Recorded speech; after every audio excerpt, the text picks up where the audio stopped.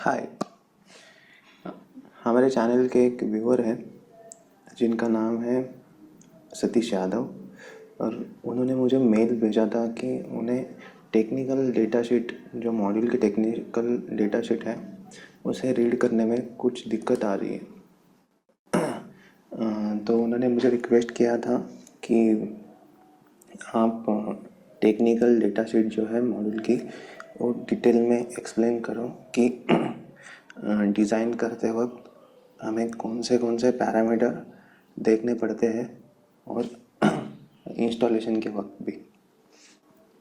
तो मैंने विक्रम सोलार की मोनोक्रिस्टलाइन की डेटा शीट ली है।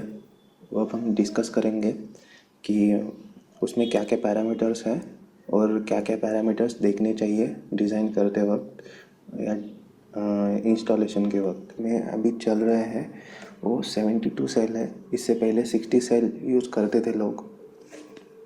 इसका मतलब क्या है, तो एक अपना मॉड्यूल है। इसके अंदर ये जो छोटा सा आपको एक स्क्वायर दिख रहा है, एक सेल है। तो ऐसे एक पैनल में 72 सेल होंगे, उसे 72 सेल मॉड्यूल बोलते हैं। और इसके बाद में मैंने बोला था कि मोनोक्रिस्टलाइन मॉड्यूल है। मोनोक्रिस्टलाइन मॉड्यूल का मतलब क्या है, तो नॉर्मली जो सिलिकॉन मॉड्यूल्स होते हैं उनमें मेजरली दो टाइप हैं, एक मोनोक्रिस्टलाइन और दूसरा होता है पॉलीक्रिस्टलाइन। तो मोनोक्रिस्टलाइन की इफिशिएंसी थोड़ी सी ज़्यादा होती है, 2 से 3%, और पॉलीक्रिस्टलाइन की इफिशिएंसी थोड़ी सी कम होती है। लेकिन कॉस्ट का भी डिफरेंस रहता है। मोनोक्रिस्टलाइन पैनल थोड़े से कॉस्टली रहते हैं और पॉलीक्रिस्टलाइन थोड़े से कम कॉस्टली रहते हैं।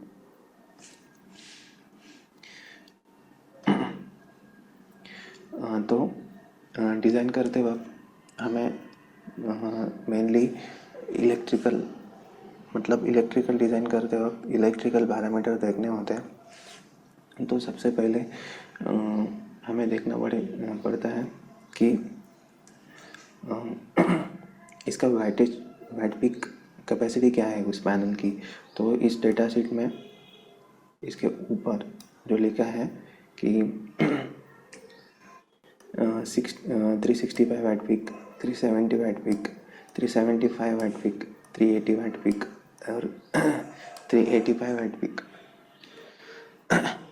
हालांकि इनके जो डायमेंशन है सभी पैनल्स के, मतलब इधर जो 5 पैनल इधर मेंशन किया है, इन सभी के फिजिकल डायमेंशन सेम ही रहेंगे।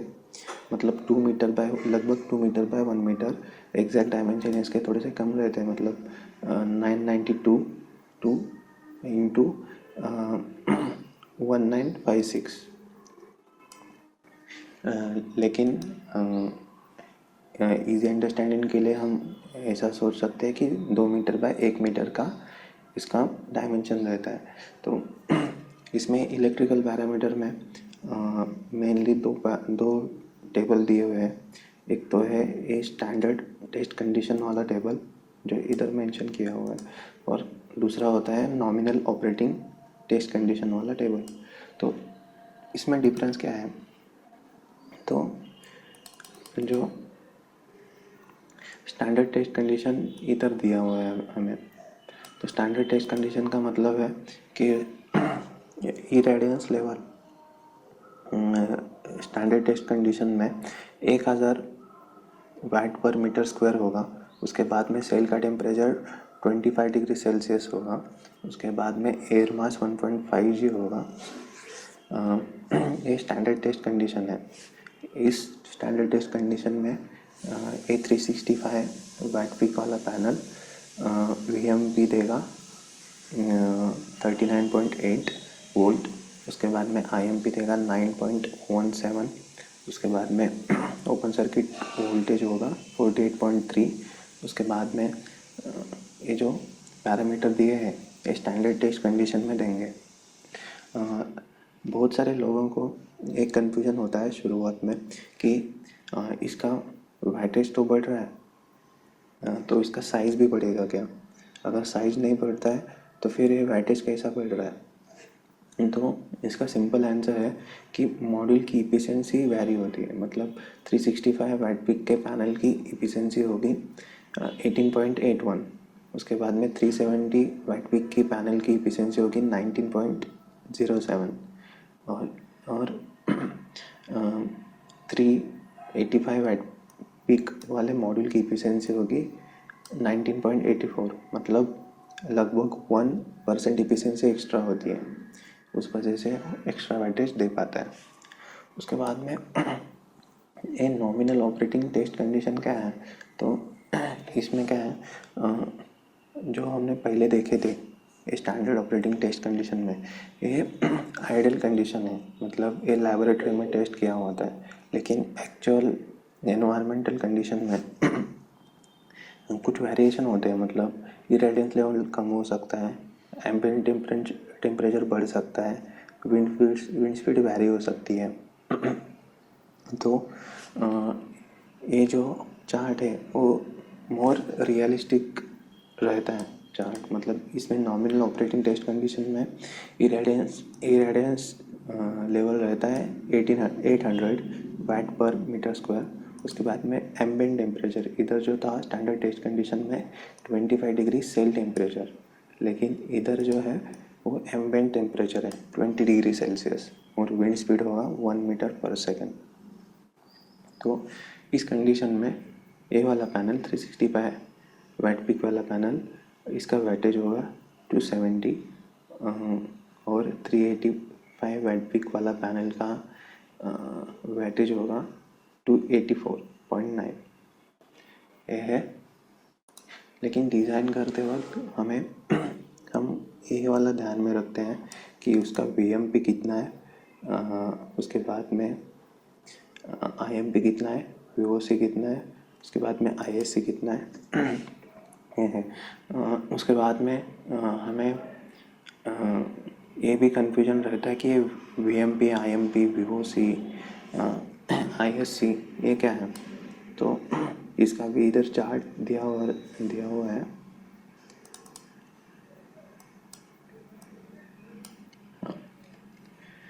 तो इधर आप देख सकते हो, ये वोल्टेज की लाइन है, एक करंट की लाइन है, और ये जो लाइन है वो डार्क रेड वाली है, वो 1000 वाट पर मीटर स्क्वायर वाली है, और एक ग्रीन वाली है, ये 200 वाट पर मीटर स्क्वायर वाली है। तो पहले हम ये देखते हैं 1000 वाट पर मीटर स्क्वायर वाली लाइन, ये इधर जहाँ कट होती है, इधर ये पॉइंट होता है ISC मतलब शॉर्ट सर्किट करंट। अगर मॉड्यूल में वोल्टेज 0 होगा, और ये कंडीशन तभी हो सकती है जब ये दोनों टर्मिनल शॉर्ट किया जाए, प्लस और माइनस, उस वक्त इसका ISC इस पॉइंट पे होगा। उसके बाद में VOC क्या होता है? Open circuit voltage. मतलब उसमें करंट ट्रांसफ़र नहीं होगा, वो दोनों टर्मिनल ओपन होंगे। उस वक्त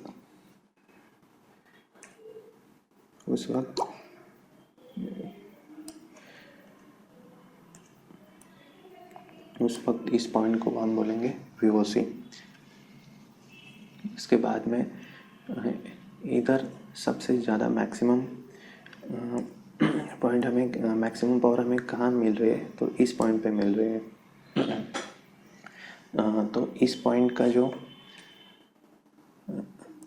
करस्पॉन्डिंग वोल्टेज होगा वो VMP होगा, और इसका करस्पॉन्डिंग करंट होगा वो ISC होगा।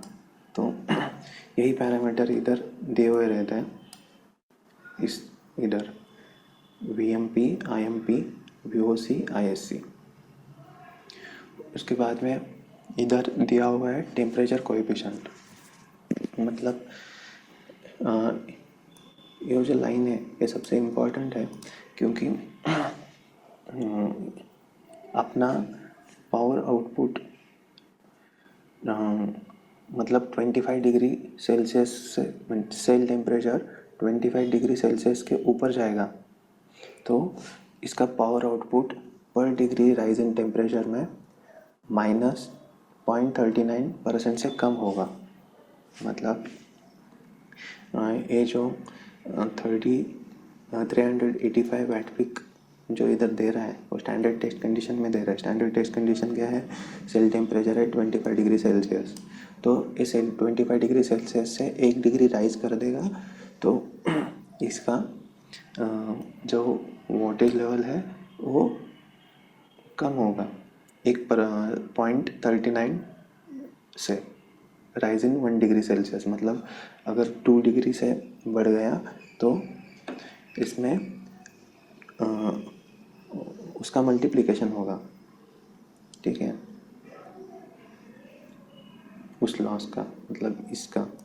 और 25 डिग्री सेल्सियस से कम भी हो गया, मतलब अगर 25 डिग्री सेल्सियस सेल टेम्परेचर है तो इसका 24 हो गया तो इसका आउटपुट बढ़ भी जाएगा 0.39 डिग्री सेल राइज इन पर डिग्री फॉल इन टेम्परेचर। उसके बाद में एक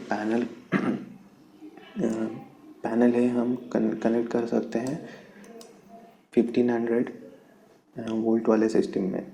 उसके बाद में इसका टेम्परेचर ऑपरेटिंग रेंज है -40 degree Celsius to 85 degree Celsius. मतलब है 45 degree Celsius to +85 degree Celsius में वर्क कर सकता है।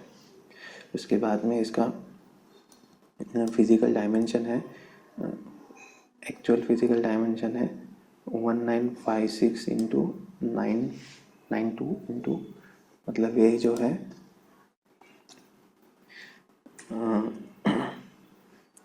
ये जो इसका है लेंथ है, उसके बाद में ये विड्थ है और ये इसका थिकनेस है। उसके बाद में इसका वेट 20 kg होगा, 20.7 मतलब लगभग 21 kg। उसके बाद में इसका जंक्शन बॉक्स है वो IP68 और IP67 इसका एनक्लोजर का सर्टिफाई होगा। मतलब जितना ज़्यादा नंबर होता है उतना अच्छा होता है। मतलब IP67 से IP68 ज़्यादा सेफ होगा इन्वायरमेंटल कंडीशन में। उसके बाद में इसमें 3 बाईपास डायोड होंगे। ये बाईपास डायोड क्या चीज़ होती है? तो इसमें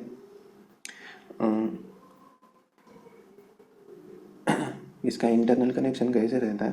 तो इसमें 6 स्ट्रिंग रहते हैं। मतलब 6 स्ट्रिंग का मतलब क्या है?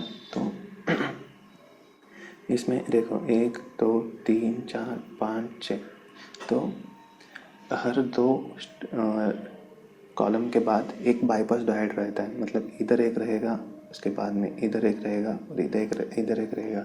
ऐसे 3 बाईपास डायोड रहेंगे इस पैनल में। इसका फ़ायदा क्या है? तो इस लाइन पे, मतलब इस पूरे लाइन पे अगर शॉर्ट हो गया इस लाइन पे तो पीछे वाला जो करंट है वो बाईपास कर देगा इसमें। ऐसे 3 बाईपास डायोड इसमें रहते हैं। इसका जितने ज़्यादा बाईपास डायोड होंगे उतना परफॉर्मेंस में मतलब पावर जनरेशन में अच्छा रहेगा।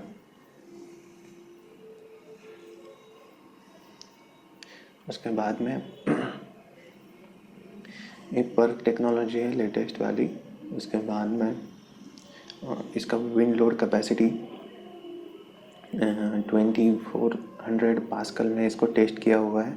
उसके बाद में वारंटी में आ गए हम, तो इसके प्रोडक्ट की वारंटी होगी 10 साल। मतलब इधर इसमें कुछ फिज़िकल डिफेक्ट होगा वो आपको 10 साल तक, 10 साल में कभी भी आपको फिज़िकली डिफेक्ट, मैन्युफैक्चरिंग डिफेक्ट होगा तो आपको रिप्लेस करके मिलेगा। उसके बाद में 27 ईयर का परफॉर्मेंस वारंटी है। मतलब इन्होंने जो परफॉर्मेंस कमिट किया है तो उस पर 27 ईयर तक का उनका परफॉर्मेंस वारंटी होगा। तो ये परफॉर्मेंस वारंटी कितना है कमिट करते हैं? तो पहले साल में एक 3% तक का एक डिग्रेडेशन होगा परफॉर्मेंस में। उसके बाद में कंसिस्टेंटली एक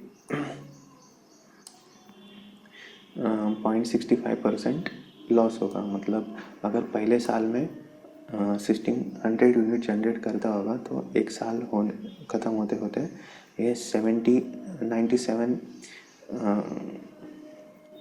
यूनिट जनरेट करेगा। उसके बाद में हर साल 0.65% कम होगा और 27 ईयर में ये 80 यूनिट जनरेट करेगा। इसका परफॉर्मेंस की वारंटी है।